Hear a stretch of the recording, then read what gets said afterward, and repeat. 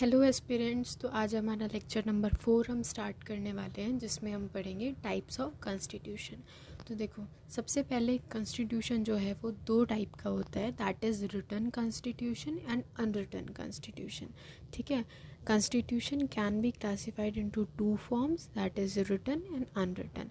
उसके बाद हम रिटन में देखेंगे कि provision in the constitution are systematically arranged in logical manner in a single legal document.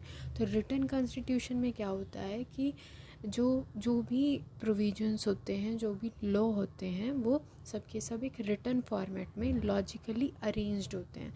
लेकिन अनरिटन में हमें ऐसा नहीं मिलता है। अनरिटन में it is the one which is written, लिखा तो होता है but its provision are not logically arranged in a single legal document.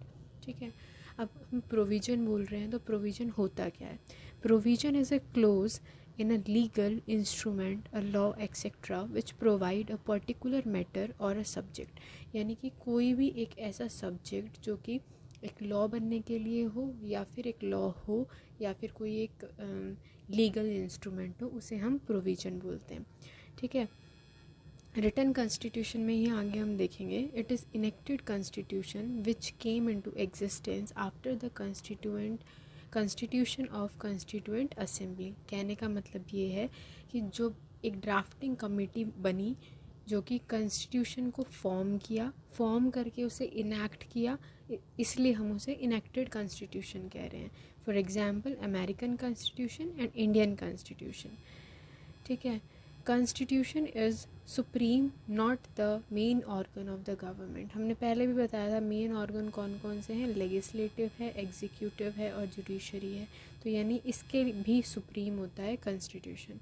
Hair judiciary enjoy wider power. Wider power का मतलब ये है कि जैसे मान लेते हैं कि पार्लियामेंट ने कोई लॉ पास किया या कोई बिल पास किया और एक्ट बन गया वो, तो जो जुडिशरी है उसके पास पूरी पावर होती है कि वो उसे रिव्यू कर सके। ठीक है, अब हम बात करते हैं अनरिटन की। अनरिटन जैसे कि मैंने बताया कि रिटन तो होता है लेकिन लॉजिकली अरेंज नहीं होता है। It consist of various customs and traditions, यानी कि जो भी पहले से इवॉल्व होते होते जो लॉज बन रहे थे वही बने हुए होते हैं, इसीलिए हम इसे क्या बोलते हैं, इवॉल्व्ड कॉन्स्टिट्यूशन बोलते हैं। जैसे कि example British constitution, here parliament is supreme not the constitution. यानी हमारे रिटर्न के अंदर अमेरिकन या इंडियन सिनेरियो में क्या है कि पार्लियामेंट जो है वो सुप्रीम नहीं होता है, कॉन्स्टिट्यूशन सुप्रीम होता है। लेकिन इसमें क्या है, इसमें पार्लियामेंट सुप्रीम होती है। Then judiciary can make only the decisions of the executive void but can't make the law made by parliament void। कहने का मतलब ये है कि देखिए, कहने का मतलब ये है कि अगर जुडिशरी जो है, अगर किसी एग्जीक्यूटिव ने कोई लॉ बनाया, कोई डिसीजन दिया, तो जुडिशरी उसको वॉइड कर सकती है। लेकिन अगर पार्लियामेंट ने कोई लॉ दिया या डिसीजन दिया तो जुडिशरी जो है वो उसको वॉइड नहीं बता सकती। समझ आई ये बात? अब देखिए, हमने पहला क्लासिफिकेशन देखा रिटन और अनरिटन का। अब नेक्स्ट क्लासिफिकेशन हम देखने वाले हैं रिजिड और फ्लेक्सिबल कॉन्स्टिट्यूशन का। तो देखिए, रिजिड कॉन्स्टिट्यूशन और फ्लेक्सिबल कॉन्स्टिट्यूशन पहले भी डिस्कस हो चुका है। रिजिड का मतलब होता है कि अमेंडमेंट जो है वो हार्ड होगा, काफ़ी टाइम लगेगा, उसे जॉइंट एक्ट के थ्रू होगा या फिर बहुत सारे स्टेप्स होंगे, उस तरीके से करके होगा। इसका एग्जाम्पल आप मुझे कमेंट्स में बताएंगे कि इसका एग्जाम्पल क्या है, नेक्स्ट क्लास में डिस्कस करेंगे। फ्लेक्सिबल कॉन्स्टिट्यूशन जो है उसमें क्या होता है, अमेंडमेंट जो है वो ईजी है। ठीक है, इसका भी एग्जाम्पल आप बता देंगे। इसके बाद कॉन्स्टिट्यूशन, दूसरा क्लासिफिकेशन है कॉन्स्टिट्यूशन का फेडरल एंड यूनिटरी। ठीक है, फेडरल कॉन्स्टिट्यूशन क्या होता है? Federal constitution is the one that establish two form of the government. Federal, Indian government is also federal, so centre और स्टेट में उसकी जो पावर है वो डिवाइड हो जाएगी, जैसे इंडिया और यूएसए में होता है। ठीक है। यूनिटरी कॉन्स्टिट्यूशन क्या होता है, only one type of government होगी, दैट इज़ सेंट्रल गवर्नमेंट, जैसे कि एग्जांपल है ब्रिटेन, ठीक है। अब जो फेडरल कॉन्स्टिट्यूशन होता है उसके हमने 5 आगे पढ़ेंगे हम, इसमें 5 कंडीशंस होती हैं, ठीक है। उसमें से एक कंडीशन है कि it must have written constitution, लेकिन यूनिटरी के अंदर रिटन हो भी सकता है और रिटन नहीं भी हो सकता है, ठीक है। अब हम इंडिया की अगर बात करें तो इंडिया क्या है, इंडिया पार्टली रिजिड है एंड पार्टली फ्लेक्सिबल है। It can both unitary and federal and written constitution. अब एक श्रीलंका की हम बात कर लेते हैं कि श्रीलंका जो है वो रिटन है लेकिन यूनिटरी है, ठीक है। I hope type of constitution clear है। अब नेक्स्ट टॉपिक है नेचर ऑफ कॉन्स्टिट्यूशन। मतलब नेचर ऑफ कॉन्स्टिट्यूशन क्या होता है, मतलब कि ये कि हम इंडियन कॉन्स्टिट्यूशन को क्या नाम दे सकते हैं। नाम जैसे फेडरल, क्वाजी फेडरल, यूनिटरी, तो हम क्या बोलेंगे कि इंडियन कॉन्स्टिट्यूशन का नेचर कैसा है, ठीक है।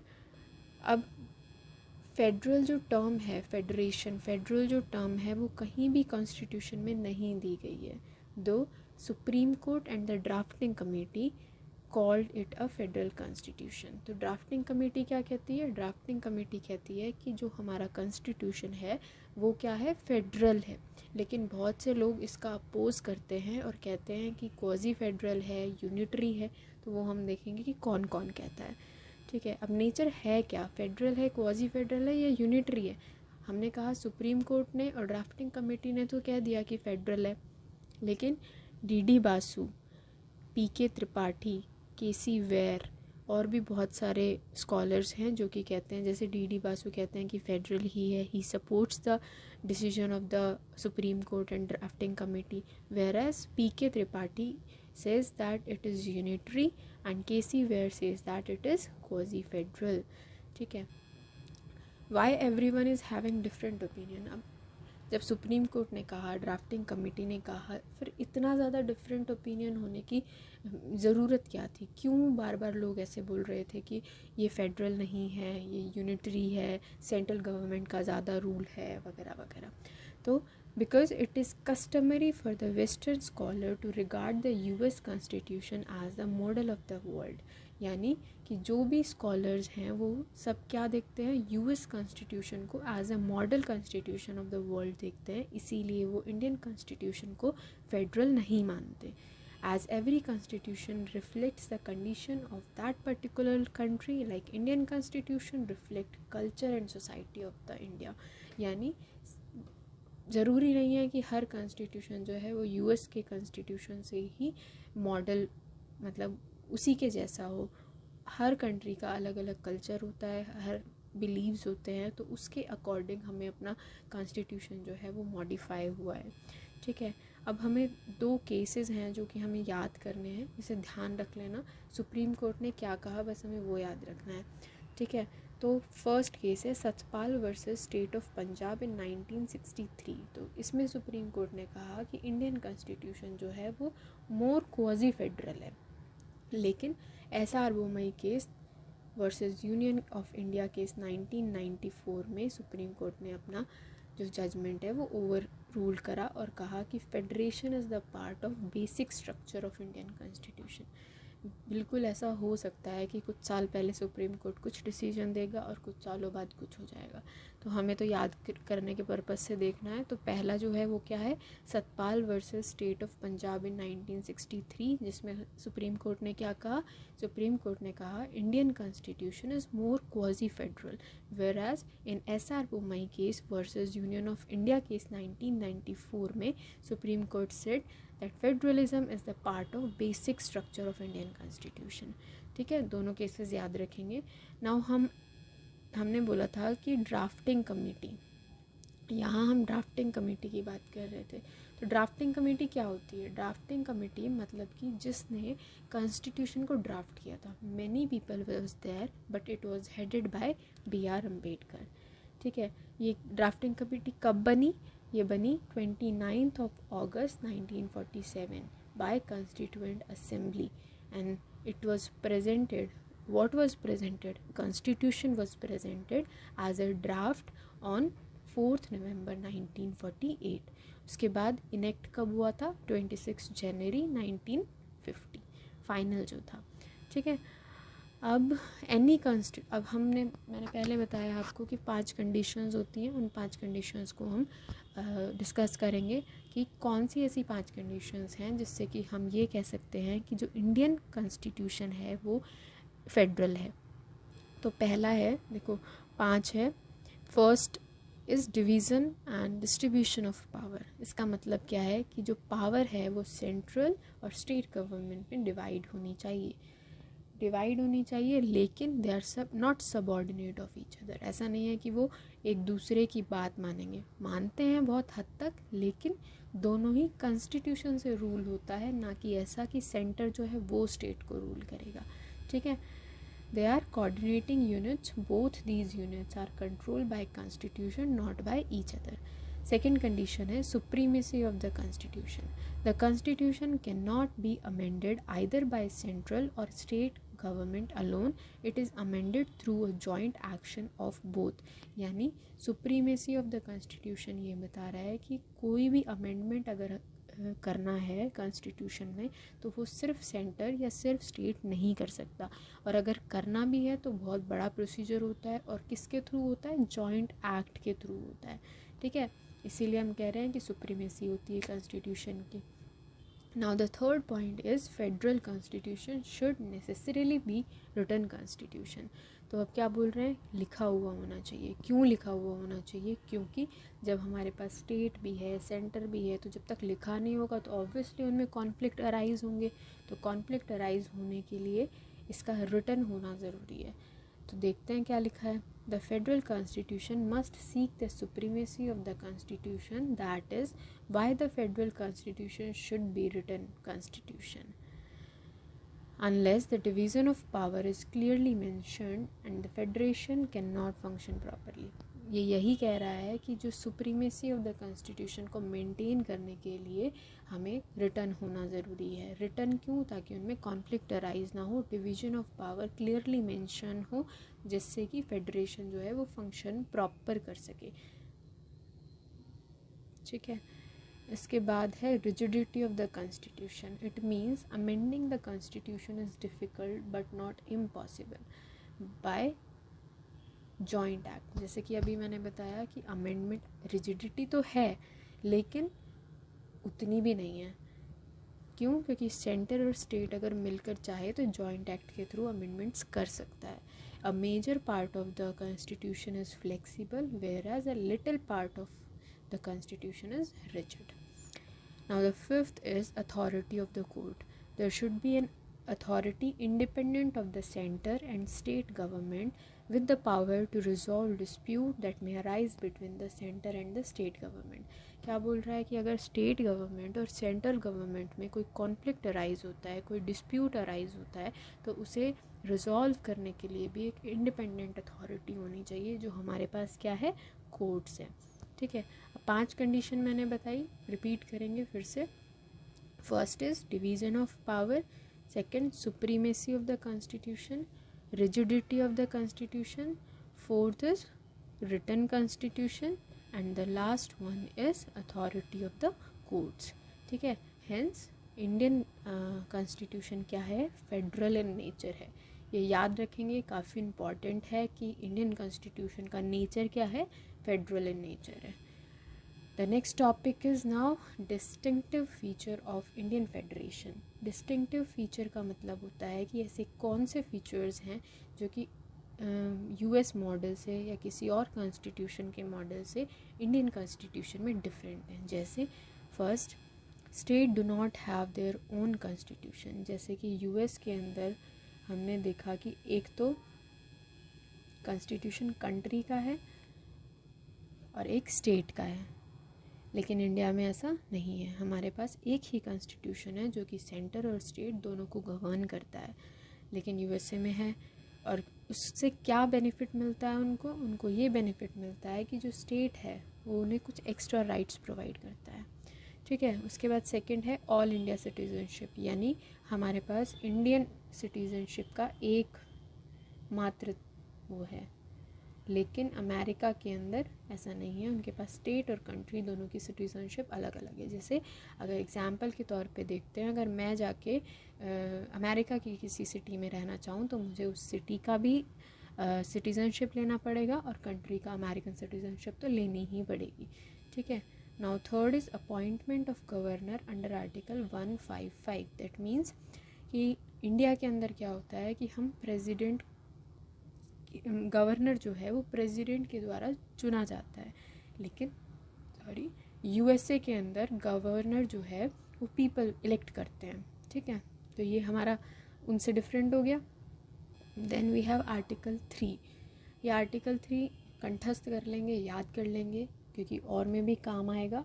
और यहाँ पे तो है ही क्या डिस्टिंक्टिव फीचर्स में कि the parliament can change name, area, boundary of the state without the consent of the state. This means state are destructible unit of the federation which is not part in USA. कहने का मतलब ये है कि अगर Indian parliament चाहे तो किसी भी स्टेट का नेम, एरिया और boundary without the consent of the state change कर देगी, जैसे प्रयागराज हुआ, ठीक है। फिर उसके बाद this means state are destructible unit of the federation, और यूएसए में ऐसा नहीं है, ठीक है। नेक्स्ट है शेड्यूल 7। तो शेड्यूल 7 जो है वो प्रोवाइड करता है for the distribution of the subjects between the centre and the state in 3 list. 3 list कौन कौन सी हैं? Union, state and concurrent. Union के अंदर कौन से ऐसे मैटर्स आते हैं? वो मैटर्स आते हैं जिस पे जो सेंट्रल गवर्नमेंट है वो जुरिस्डिक्शन करता है या वो रूल बनाता है, जैसे डिफेंस, एक्सटर्नल अफेयर्स, करेंसी, और भी बहुत सारे हैं जो 4-5 आप लोग याद करेंगे, ठीक है। इसके अलावा स्टेट जो है वो क्या करता है? State legislature enjoy jurisdiction over state list, where as concurrent list के अंदर सेंटर और स्टेट दोनों ही लेजिस्लेट करते हैं, लेकिन सेंटर जो है वो ज़्यादा प्रायोरिटी पे होता है। मतलब कि अगर कोई डिसीजन है वो स्टेट और सेंटर दोनों को लेना है तो ज़्यादा प्रायोरिटी किसे दी जाएगी? सेंटर को दी जाएगी। अब हमारे पास स्टेट लिस्ट के अंदर कुछ बातें हैं। कुछ बातें क्या हैं? कुछ ऐसी कंडीशंस हैं जो कि एक्स्ट्रा ऑर्डिनरी सर्कमस्टांसेस में स्टेट वहाँ लेजिस्लेट नहीं करता है बल्कि सेंटर करता है। कैसे? कुछ आर्टिकल्स हैं, ये थोड़ा याद करने का मैटर है, इसको याद करेंगे। 49, 50, 52, 53 एंड 356। ये 51, 52 याद मत कर लेना। 249, 250, 252, 253 एंड 356, ठीक है। तो आर्टिकल 249 कहता है कि अगर राज्यसभा एक रेजोल्यूशन पास करे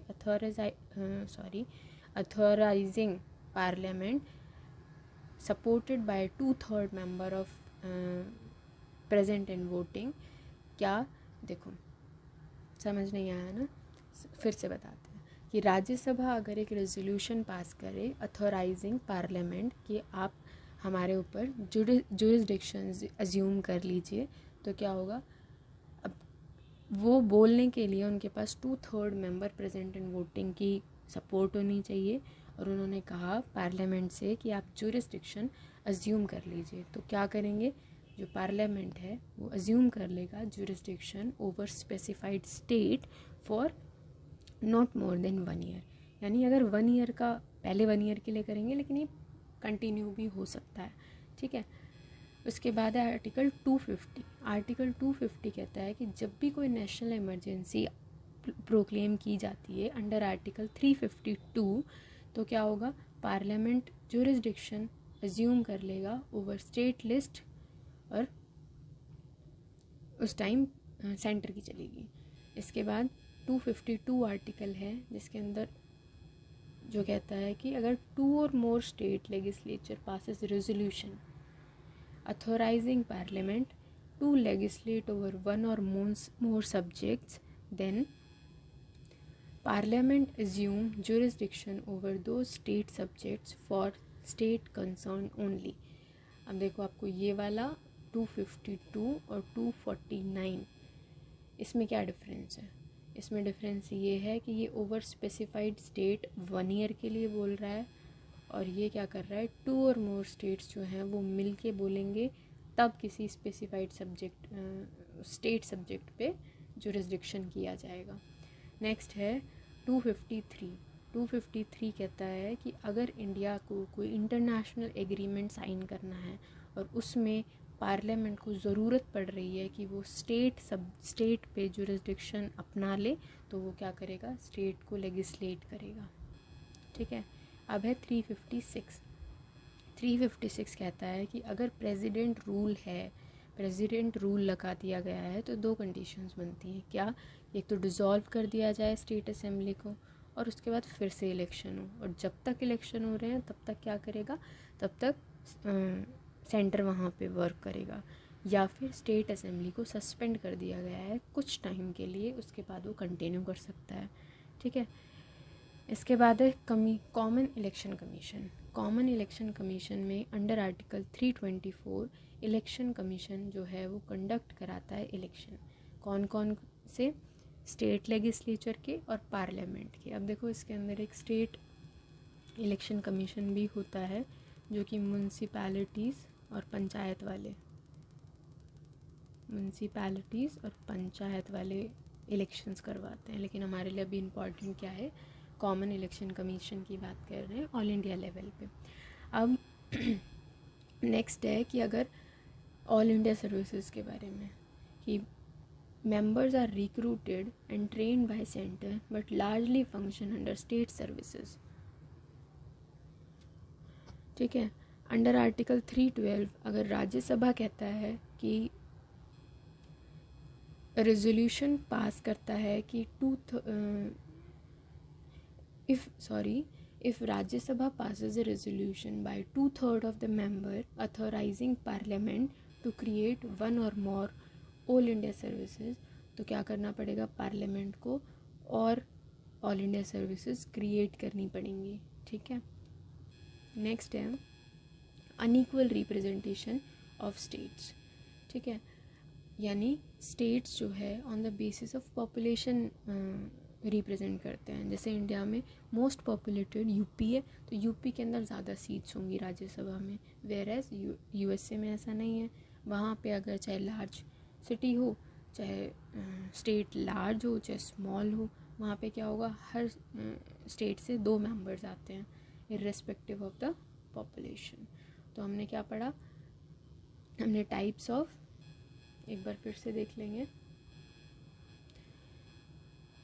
हमने पढ़ा टाइप्स ऑफ कॉन्स्टिट्यूशन, देन हमने देखा नेचर ऑफ कॉन्स्टिट्यूशन, और फिर उसके बाद हमने पढ़ा distinctive feature of Indian federations. ठीक है। ये 3 टॉपिक आज हमने कवर किए हैं। अब आगे का हम नेक्स्ट लेक्चर में पढ़ेंगे। आई होप ये लेक्चर आपको पसंद आया होगा, और stay tune, keep studying and all the best.